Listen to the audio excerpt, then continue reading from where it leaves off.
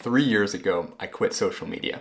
I deleted all my accounts, Facebook, Instagram, LinkedIn, and I did this even though I run an online business that literally got its start with a Facebook post. That's how I got my first 5 long-term clients. In this video, I'm going to share with you exactly what happened to my business after I left social media, including real numbers, because that's what I would have wanted when I was making the decision to quit. But before we get into that, I want to explain why I left social media in the first place. This is your brain. This is social media. This is your brain on social media. Okay, so maybe that's a little bit extreme, but we do know that social media has an impact on our mental health. A 2017 study in the American Journal of Epidemiology found that increased Facebook use was correlated with a decline in mental health and well-being. Facebook started when I was in middle school, and when it started, it was actually called The Facebook, which is a little bit weird, but I made a profile when I was in high school, and here was one of my first profile pictures. I checked Facebook all the time in high school. I remember posting something and then just hitting refresh on my screen, hoping that my crush would like it. It's that addictive quality that makes it hard to delay gratification, to focus, to get things done in the real world. But weirdly, that's not why I decided to quit. Fast forward 15 years from middle school, and I'm running an online coaching business full time. Occasionally I'll meet someone who isn't on social media at all, and I'll feel jealous. But I don't see any other examples of entrepreneurs who have quit. At the time, it just didn't seem realistic. I was still running Facebook ads, I was still getting clients from social media. So instead of quitting, I tried a bunch of different things to limit my usage. I turned notifications off, I took the apps off my phone, I even installed apps that would limit my usage during certain hours of the workday. And it all helped, but there was still something that was bothering me. I felt like I was giving my power away to these companies. I didn't like feeling like I had to be on social media. One day I came across a post from Alexandra Franzen. I thought, finally, a fellow entrepreneur who's actually quit social media successfully. And something in her article really hit home. She said, the average human lifespan is 39,420,000 minutes, if you're lucky. How are you currently spending your life minutes? Where are they going? Are you okay with that? So after reading this article, I did some math, and I realized that if I was spending an hour a day on social media, that over the course of a year, I was actually spending 15 days on social media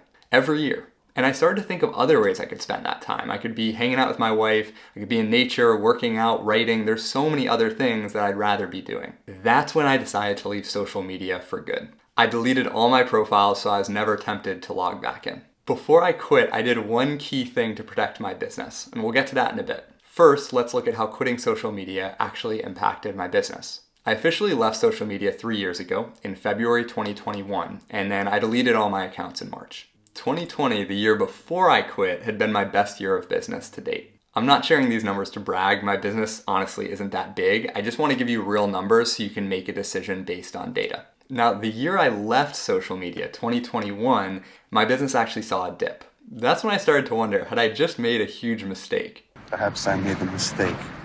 Here's where we have to rewind though, because I didn't just quit social media without a plan. I wanted to make sure I had a source of leads outside of social media first. For me, that was SEO blogging. So I'd write these really detailed articles, all based around a keyword that my ideal clients were searching for.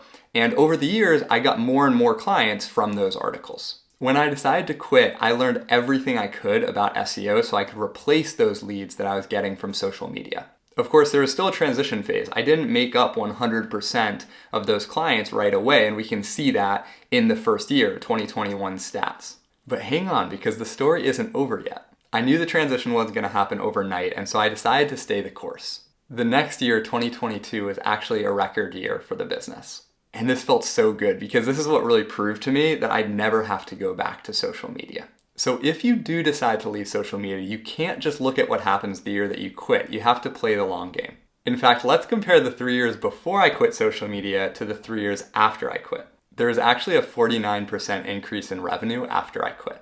Okay, so is it possible to build a business without social media? Yes, but you need to go about it the right way. Here are 3 steps I'd recommend. Number 1, get clear on why you want to quit. The big motivator for me leaving social media was to get back control of my time, but you might have a different reason for wanting to quit. You'll also need to work through some of your excuses for not quitting. So for example, you got to know, how are you going to stay in touch with friends and family if you're not on social media?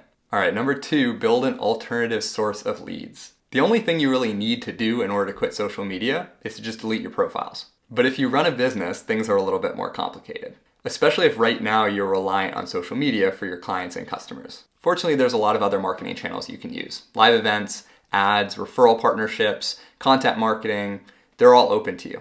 Choose a strategy that fits your personality and build that up on the side. Number 3 is decide how hardcore you want to be. I decided to quit social media cold turkey and just delete all of my profiles, but you don't have to do that. You could just delete the apps from your phone, or you could limit your usage to certain hours. You can use an app like Freedom for that. Just know that the more you limit your usage of social media, the more reliant you're going to be on alternative marketing strategies. So I have a confession to make. Technically, I'm still on one social media platform, YouTube, which you obviously know because you're watching this video right now. I'm still off of all the platforms I left, LinkedIn, Instagram, Facebook, but I found over the last year that I was enjoying YouTube more and more. I was watching videos while I was biking in my home gym, and even occasionally I'd go through shorts, even though I try to limit my usage on that because it's pretty addictive. But the cool thing about quitting social media is that it allowed me to come back to it with a blank slate. So at one point, I tried out TikTok and I realized I just didn't really like how I felt when I was using it. And that's the benefit of quitting. You're not just quitting forever necessarily.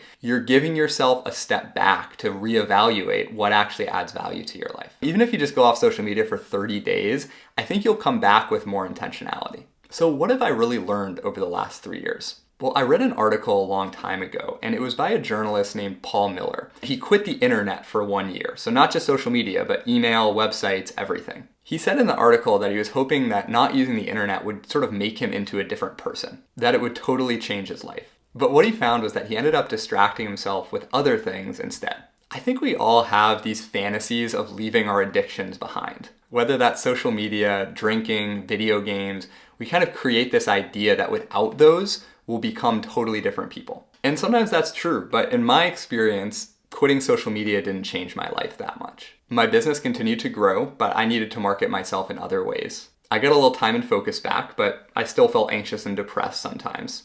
And I stayed connected with friends and family, but it still took an intentional effort to stay in touch. So in a lot of ways, I accomplished my goal. I wanted things to stay the same, just without social media. And I think if those are your expectations, that's very achievable. If there's one piece of advice I can give you, it's to make a plan for what you're gonna do instead of social media. Because deleting your profiles is easy. It's what happens afterwards that you need a plan for. If you want help figuring out what the best marketing strategy is for you, I have a quiz at gregfaxon.com/quiz. Thanks for watching.